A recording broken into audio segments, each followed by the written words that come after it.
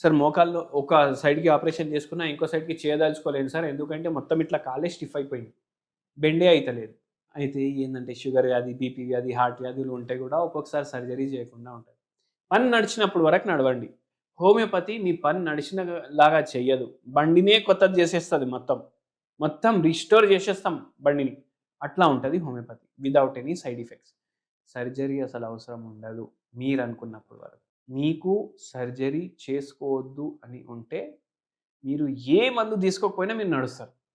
అది మీరు గుర్తుపెట్టుకోండి. మంచి హోమ్ రెమెడీ చెప్తాను నేను. మీ అందరూ జాగ్రత్తగా వినండి. ఏం చేయండంటే, ఆవు నెయ్యి. ఆవు నెయ్యిలో మీరు జర పసుపు ఎయండి. పసుపు ఏసి దీంట్లో కొంచెం కరియాపాకేయండి. దీన్ని గరం చేయండి. ఏమైతది? పోపొచ్చినట్టు అయితది. అప్పుడు స్టవ్ బంద్ చేయండి. ఇది బాగా కలుపుకోండి.